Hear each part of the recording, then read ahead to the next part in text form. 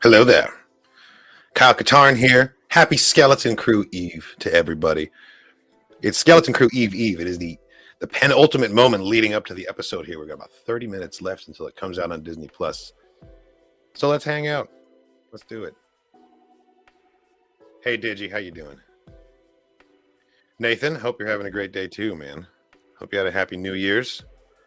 I did not do a hype chamber last time. I was admittedly out and about doing a New Year's thing, but I trust everyone had fun in my absence.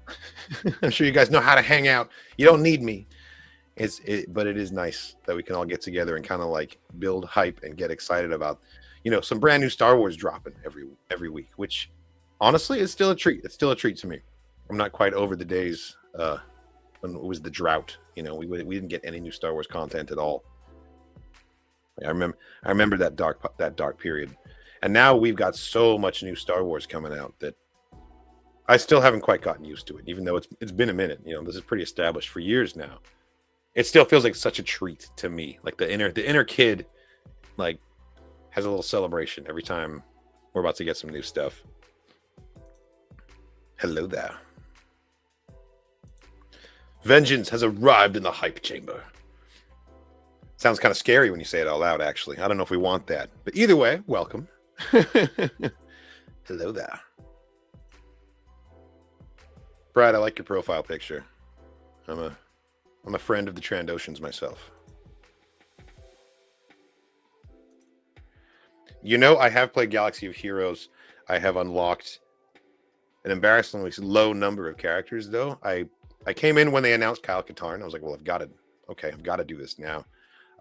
My good friend is really into Galaxy of Heroes, though. He runs a guild, and every time I hang out with him, we end up playing it, though. So I'm no stranger. I'm no stranger to the game. Welcome. Yes, no, this is the place to be. Absolutely. We're all doing the same thing right now. That's kind of the beauty of the hype chambers, that nerds around the world are all just sitting, clicking refresh on Disney Plus, waiting for the episode to drop. So why not do it with common purpose and just hang out? This is kind of what Star Wars fans are famous for. It's in our blood. Like going way back to 1977, the way we wait in lines, camped out at the theater, getting to know the nerd next to you, and the only thing you guys have in common is that you're here for Star Wars and that you love it. And that's friendships start that way. You know what I mean? It's a beautiful thing. 29 minutes. Where's my hype clip? Let's go.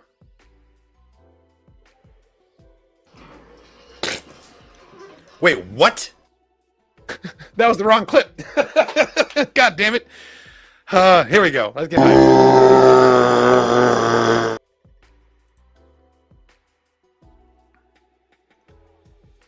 I know I look pretty good for my age. No, I was definitely not around in 1977. Thank you very much. Thank you very much.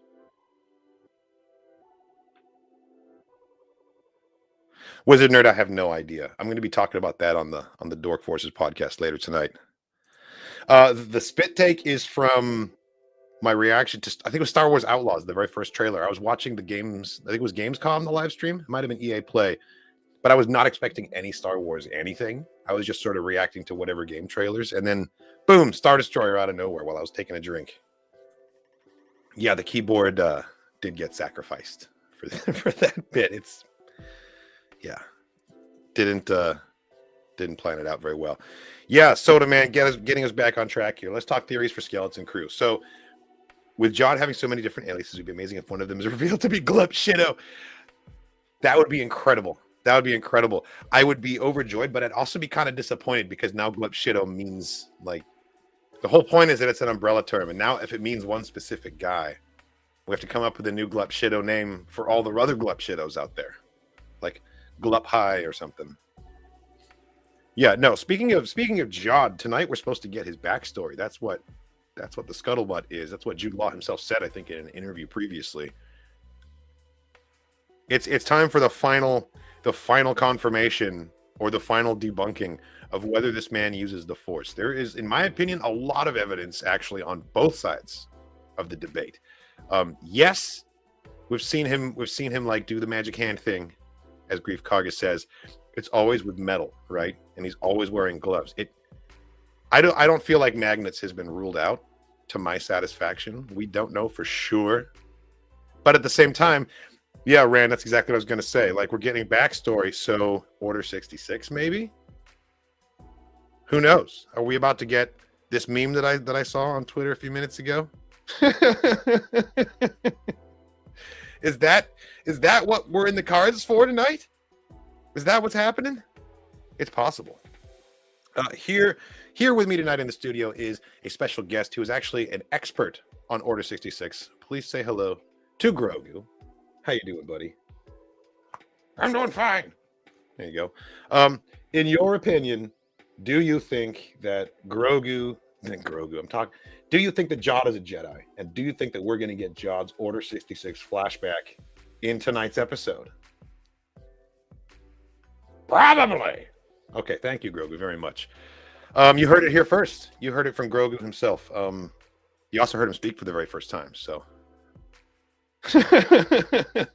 How dare you, sir? How dare you accuse the host of the Dork Forces podcast of being a dork himself? Well, if that's a crime, you can lock me up, all right? That's interesting. I actually hadn't heard that theory before. He could be Dooku's old Padawan based off the way he acted because he quoted Qui-Gon. I mean, it's true. Those teachings did come from somewhere, but it's also possible that, you know, it was just part of... That's their way of telling us that he is, like, familiar with Jedi doctrine in general. That would be wild if they gave us, like, a direct connection to Dooku and Qui-Gon's lineage.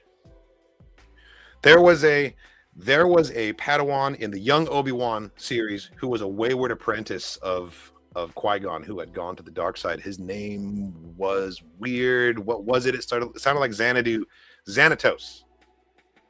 with an X. I remember they could do they've done the Qui-Gon apprentice route before. Like, he had apprentices before Obi-Wan, and not all of them worked out. Some of them fell to the dark side. So what if one of them was just sort of like expelled or went AWOL and it's Jod? Totally possible. It would be crazy if this random pirate character ends up having something like intimately in common with like Anakin Skywalker of all people. Like, stranger things have happened, though. You know, it's possible. No, that was all Moria Monday. I'll be going live doing some more of that next week. I'm actually very excited though because I just found some massive gold veins down in the caverns. Yeah, Happy New Year to you and also to everyone in the chat. Absolutely. I was not around. Did you hear about the rumor leak about the Knights of the Old Republic show? As in, like, the story of KOTOR being told in a TV, like we'd have a Revan and a Bastila, etc. Or is it like an original story set in that time period? I feel like option number 2, I would have me more excited because option number 1, like, as cool as it would be to get live action Revan and get that story, you just know, like, what an absolute shit show it would be in the fandom discourse discussing that. Like, oh man, I didn't even. You talk about live action Revan casting, and like I can feel my adrenaline starting to surge. Yeah, like I think I would enjoy it as a fan, but like, whoo boy, I don't know if I could discuss it with anyone. A Revan show, like Knights of the Old Republic. That's a powder keg waiting to go up. If we're talking the same time period, then I'm absolutely on board. Absolutely on board. That sounds fantastic. Intensify forward firepower. We're being raided. Yeah, how's it going, Miwa? Thank you for joining us. We are 5:38 p.m. my time, so we're getting there. We're about 42 minutes away.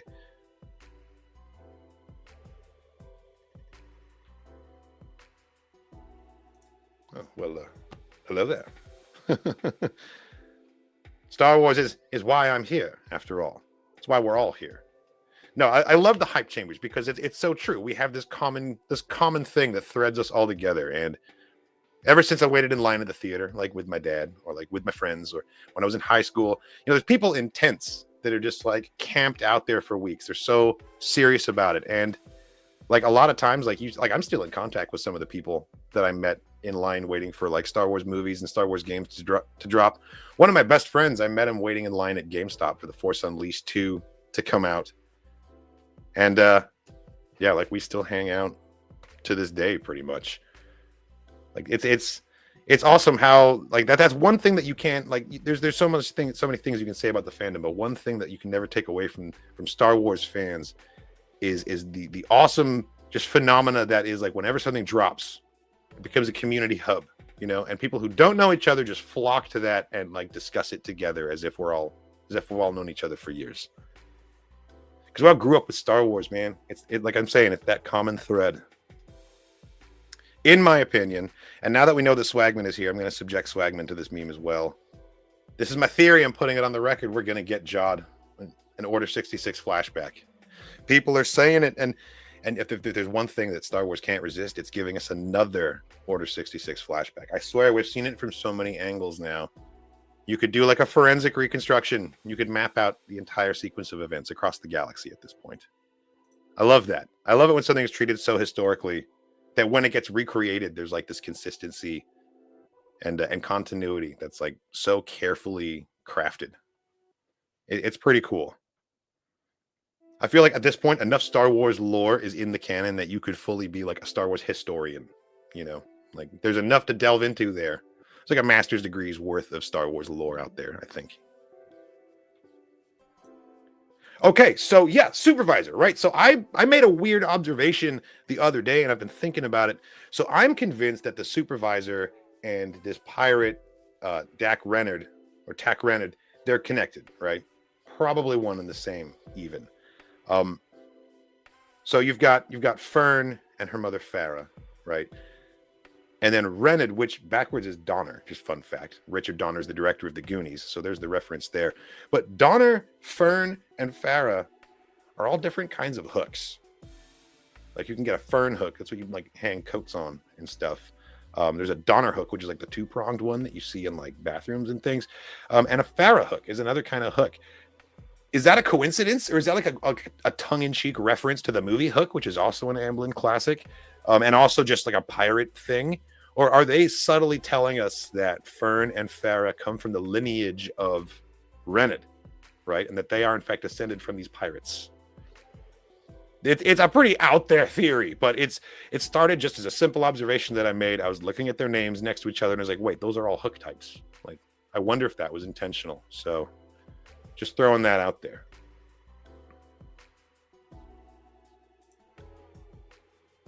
Thank you for being a Beacon Light Dark Sling fan. Thank you. That's actually really nice to say, especially coming from you, regular human Jackie Daytona. Nothing to see here. Yeah, the real supervisor is the friends we made along the way. Just like the real skeleton crew is all of the bodies that have been left behind in the wake of this show. Actually, you know what? A very surprisingly few number of people have actually died. Well, I say surprising, but this is like, you know, a kid's adventure. So I should temper that. But at the same time, like we've seen some pretty intense, dangerous things happen, and everyone got away pretty much unscathed. You know, now that I think about it, we don't have a confirmation whether or not they were casualties when they escaped from Port Borga, because when that fuel line snapped back and like hit the deck, I feel like at least one pirate got like crushed or knocked down, or at least like thrown out of the hyperspace field, like the little force field out into space. I'm not sure. It's Star Wars, right? There's no railings. So if something huge comes clattering onto the deck and you jump out, you might just like end up in space.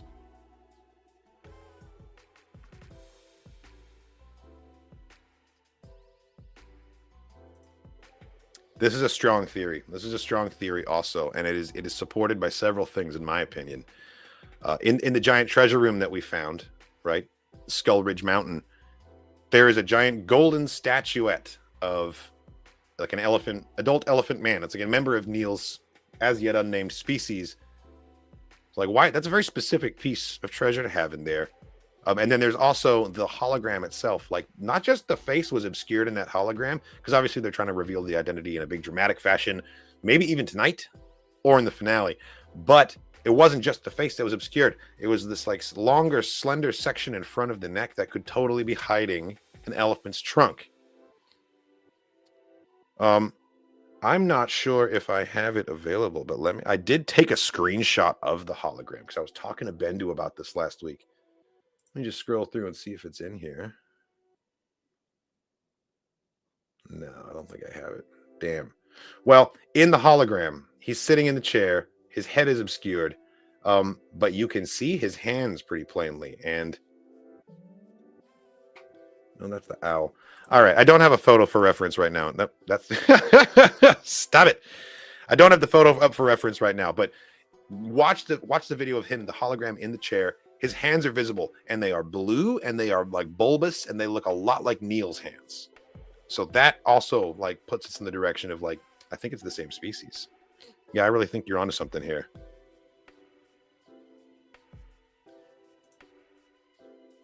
Techno, I mean, I would have said like that you're crazy for even asking for something like that, but we did just get the Banking Clan having like a mud bath spa day. Like seeing the moon with like the towel wrapped around the head. That was so good. That was so good.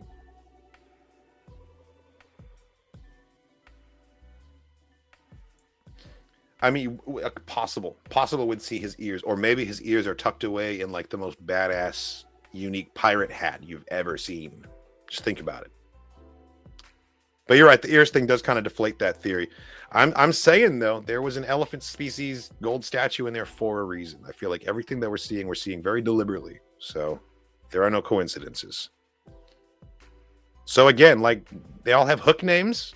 What's the connection there? Because again, there's no coincidences, and I'm thinking it's pirate hook.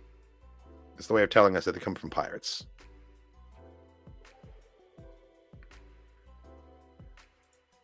I want to see Hondo too. I think we all want to see Hondo.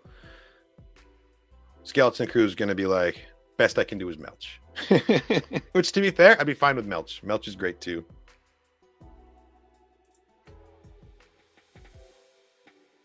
Wait, seriously? Like, actually? I have to go back and look for it now, because that's great. That's a great Easter egg.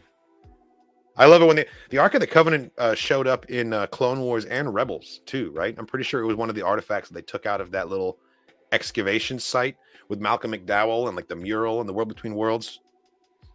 Yeah, that final season of Rebels really like got pretty awesome. I say got pretty awesome like it wasn't awesome from the start. You know what I mean though? Like they went down these weird artistic avenues that kind of like strayed from the main aesthetics and the main theme, and like really that was like a super Indiana Jonesy kind of episode. It was really good. Also, just Malcolm McDowell. Come on, I can't believe that's the only time he's been in Star Wars. He was put to good use. I like that character, but like, man, that voice could go far. He would make such a good like first order officer. I'm just gonna keep flashing it every time someone asks. I think we will, and I think it's this. I think this is what happened to him. He was in Order 66. He escaped. And now he uses the Force conveniently whenever he's wearing gloves, and always with metal objects. And for some reason, the weird like bassy whoosh noise that always accompanies Force use in every other Star Wars thing isn't there when he does it. But I'm willing to believe he uses the Force. It's just very different from how it's been portrayed in the past. But I don't know. The cynical part of my mind just can't get past those gloves. Why is he wearing gloves? Why is it always metal stuff?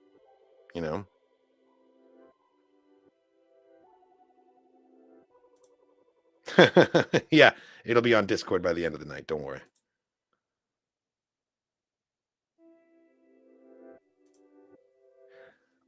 If he was in Order 66 or if he was at the temple, probably knew him, because I feel like Grogu is kind of like a legendary student. Everyone seems to remember him. He was with the other younglings when the attack happened. I doubt that Jod was anywhere near the temple at the time, if he was in fact involved at all, because that's probably how they're going to explain how he survived, is from the fact that he wasn't there. Now, the real question for me, because that's pretty much, it's all but a given that that's going to happen. So the real question for me is his master going to be someone notable that we've heard of before, or is it going to be a new character?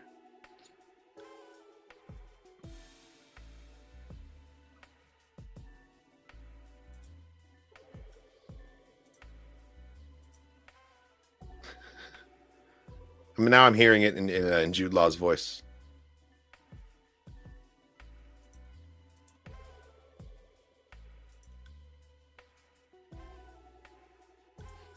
If he was the student of Mace Windu, Did Mace Windu in canon? Did Mace Windu ever have a Padawan?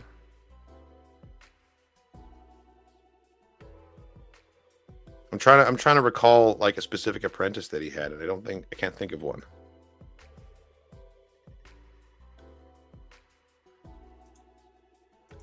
You want to see it?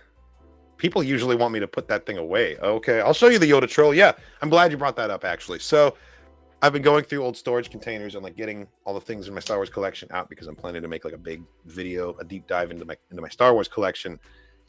I found this thing that I made when I was like a teenager. It's horrifying. It's it's a cave troll with it's one of those talking Yodas that like the mouth moves and stuff. Well, I just pulled the latex head off and I put it onto a cave troll, and I really kind of underestimated like the Michael Myers just dead evil eyes of it all. Let's see if I can change the focus here. Yeah, it's kind of horrifying. And he's packing too. He's got an SE-14C. So it's like he's ready to like mug you and take your wallet, and he's wearing the mask. Oh man. But yeah. Shout out. Thank you for asking about the cave troll. Now everyone gets to be subjected to that.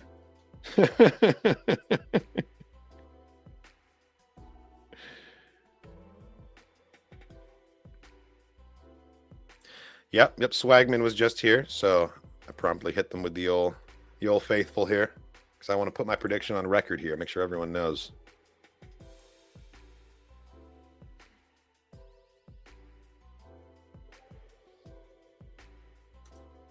I don't want to upset people. All right. I don't want anyone to have an incident. And when that Jar Jar gets turned on, he just randomly dances for the next like 48 hours. It's all quite haunted. Speaking of acolyte witches, actually, just for a second, I do have a question. And if Star Wars is still here, maybe you can answer this for me. Do you think it's still safe to eat my acolyte macaroons from the premiere? It's been a while at this point. And I was like, I'm probably never gonna eat them, but then I don't know, I'm kind of hungry now. And I feel like macaroons can keep, right? They're safe. They don't go bad, right? All right, I'm getting very conflicted. I'm getting a no and I'm getting a do it.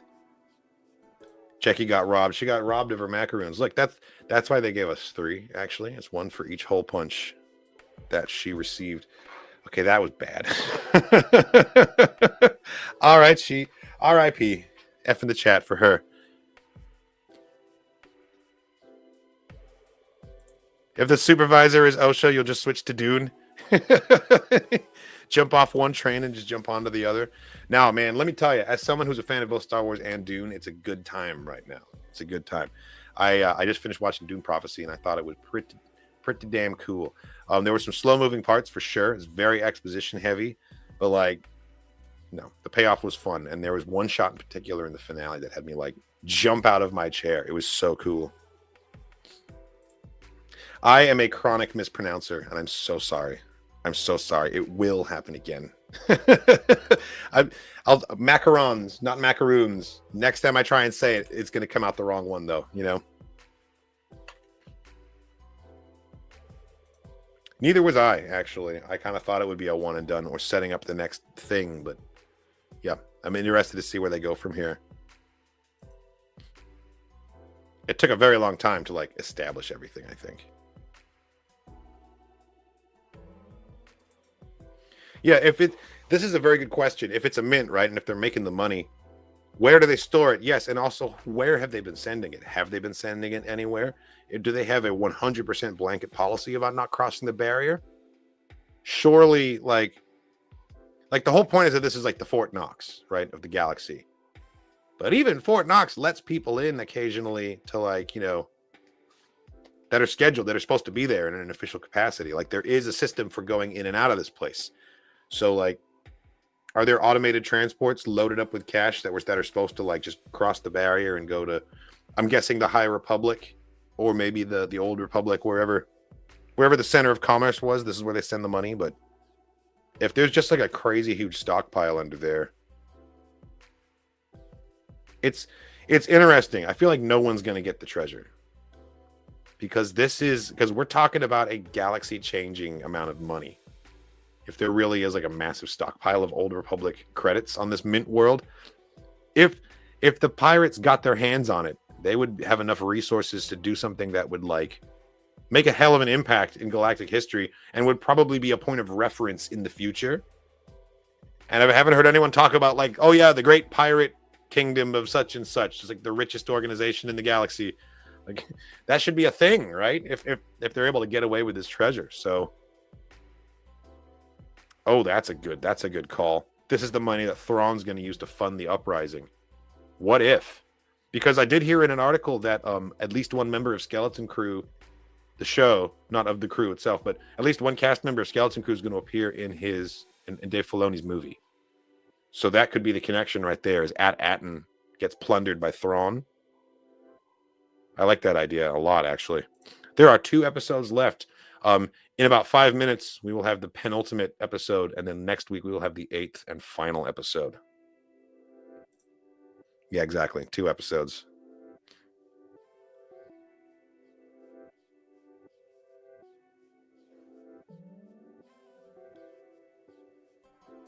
Yeah, right. The economy's so broken.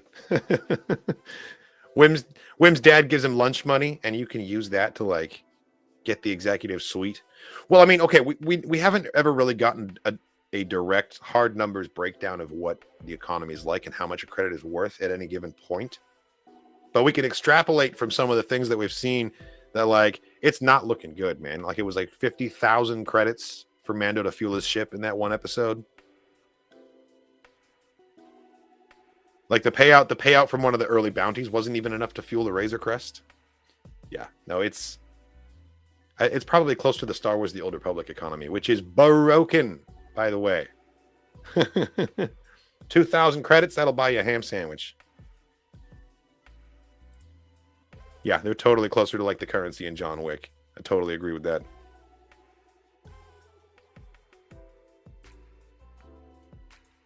I mean, that's not a bad theory either. They are bringing up the banking clan, putting that back in our minds for a reason, right? We're going to see something come of that potentially. Agreed. I think the episodes could stand to be a little bit longer, but having them short and sweet does make the pacing, like it makes for the watching experience pretty good too, because you can sit there and you can watch several episodes in one sitting when all is said and done. The show has a lot of rewatch value for me. Yeah, that last episode might be one of my favorite like crowd scenes in Star Wars, when Jod's trying to win over the crew at his like pirate trial. Oh man, some of the gluppiest glup shittos in that scene, and such fantastic like character work too from all of these Jews just milling about. You guys like, what's he talking about up there? It's the new like, what is she proposing? And then like the Quarren that he's talking to, the woman, like they're such like they've barely done anything in the show, but like they tell us so much about them just through like their physicality, like the way they're dressed. It was pretty great. And also one thing that I love, and they did this trope so well, is when someone like starts giving a big speech and it slowly wins over the crowd, and every few sentences people are like, yeah, like start murmuring in like agreement, and then it gets louder and louder. The pirates did that. It was so funny. It's one of my favorite like tropey tropes for people to do. We are here. We got less than 5 minutes to go. In fact, there's only 2 minutes to go by my time, by my Shire reckoning. I have Disney Plus on the other screen here, refreshing, and it looks like the Bendu is opening a hyperspace portal to come join me. Get ready for the reaction. So I must bid you all farewell and head into the reaction chamber. I'll see you on the other side. It's going to be a big one tonight, guys. I think we're getting that Order 66 flashback. For anyone joining at the end of the stream here, I'm just going to flash this one more time to make sure everybody's seen it. Now that that's in your brain, let's go enjoy some Skeleton Crew. Thanks for watching, everybody. I'll see you on the other side. Stay tuned for the reaction. It'll be dropping on YouTube as soon as it gets edited by Nerd Chronic. And the full-length uncut reaction will be available immediately on Patreon. You can find a link to that in the description of every YouTube video. Thanks again,